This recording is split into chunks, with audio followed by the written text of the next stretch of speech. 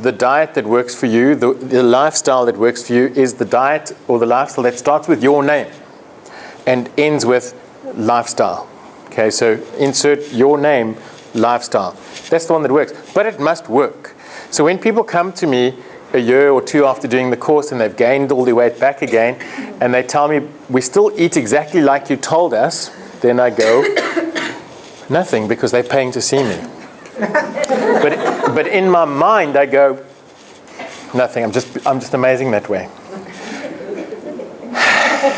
So it does, you obviously not. Something's changed, and sometimes it's the little subtle things that you didn't recognize were making the difference.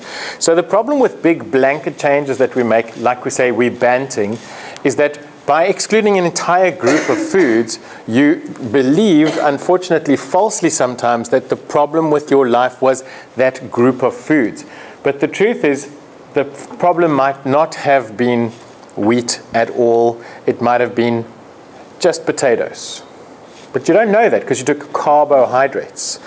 And so it becomes very unbalanced. And unfortunately, it's difficult. I think the diets of the future will be all based on blood tests and genetics, so that I will tell you, this you can eat and this you can't. Now, I already told you that there is a test like that we can do, but unfortunately, it's not looking at stuff that's good for you. It's looking at stuff that's bad for you, which means it does answer some of our questions.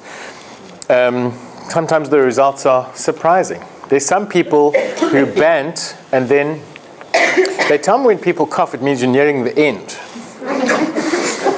But no, it's just getting good. I had this whole joke thing planned, and no, we don't want to make you feel weird because you're coughing. Bronchitis? That's impossible. I'm a doctor, and I don't know that. What? I'll come tomorrow. Okay. So,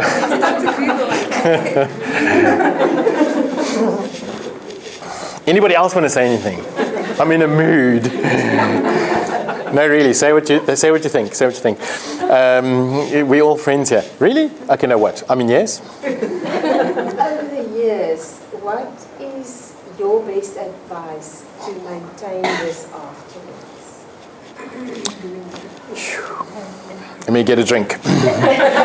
So, really, the thing is to try to identify specifically rather than generally what made the difference. And specifically, that means identify what part of the diet was the most difficult for you, because often that's the key. At what point, when I take a history of a patient, I sit with a timeline, and we go down that thing, and I try to work out what was the order of the stuff that changed. Because by working things backwards, you can come to the, did you ever see that when you started taking this, then this started to happen, then this started to happen? So a timeline, kind of an idea. Generalizations or general rules are very seldom true. There's always something about it. Now, I think I did say last week that the trick is that often doing the right thing, even though they're small changes, will make big differences. And when it's a lot of hard work to make the changes that you're seeing, then you're probably wrong. The other thing I normally tell people is that if you're doing something consistently for 6 to 12 weeks and you're not seeing changes, you're doing something wrong. Or if you have not identified the underlying problem. So the general rule is this: if your problem is food, then eating better, you will lose weight and keep it off easily.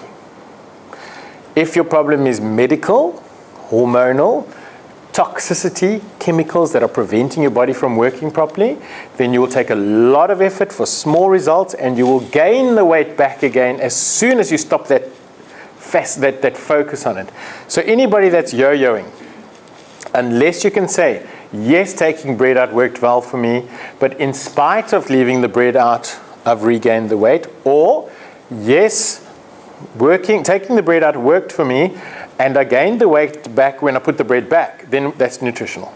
You know, your body doesn't like the bread. Stop eating the bread. Because bread's like one of those slippery slope things. You know, it's a piece today, a piece tomorrow. Next thing you know, it's a sandwich. We all die from there on. So I think in the Garden of Eden, actually, the problem was a toasted cheese sandwich. It really was. Adam didn't have a chance. So this is the clue. When it's hard, something else wrong. It can't just be food. I'm hardly eating anything. I'm not losing weight. Sometimes the answer is eat more, do less. We talked about that before. With the energy thing. Now, I didn't get a chance to do my exercise one, which is brilliant. But when you do the next course, or you see the movie called something, BetYaLife. I just came up with it. Then there's something about movement that a lot of us don't do. A lot of people just never get moving. We never actually get metabolism up. The body's so weird. The less you eat, the slower it works. The more you focus on your diet, the harder it is to lose weight. In the end, you're getting fat drinking water. No? Breathing. Oh, there's another kilogram. and it's gone again. So it does help to hold your breath when you weigh yourself because you'll be a little bit lighter. I did go to the post office once and I watched a post office work. Does anybody work at the post office? I can't do SARS jokes because they are amongst us. But at the post office, I did watch somebody tell somebody that they had to send their parcel to a different branch because the parcel they had didn't fit on the scale because it overlapped on the edges. So obviously you can't weigh those bits on the sides. So you must stand in the middle of your scale. Okay, a lot of people don't know that. Anyway, that was just a real true story. Okay, what was I saying before you were distracted? I think I have answered that badly enough. Is it confusing? Because it is. I honestly, if I knew the answer, we would all be thin just like that. But it's so individualized. I think it's just to be honest. Honest. And if you don't know, ask your wife or your husband. They know. Because every man that sits in front of me says, I hardly do anything. So you lie, you did that whole bottle with your buddy. Yeah, but not every week. It's like... Anyway, I ask questions about libido, and then, no, libido's fine. Last year when we did it, there was no problem. It's like, that's kind of a yes and a no in the same answer there. That is a problem, but you don't notice because your husband stopped asking for it. That's not the same problem. So I think we often are blind. We definitely have... not blinds, what's the word? Tunnel vision, clappers on when it comes to looking at ourselves. We're not honest about what we're doing. Movement is huge. Another thing we don't focus enough on is sleep. We don't talk enough about sleep in this thing. Sleep, you lose weight when you sleep. You lose weight because when you sleep, your body recovers. It restores, it heals. If a body doesn't heal, it has to spend part of the day being sick and trying to do its job. And it slowly just catches up on you. But it catches up over years. So by the time you're sick, you don't identify that the problem was that I'm not sleeping enough. But I really think sleep is huge.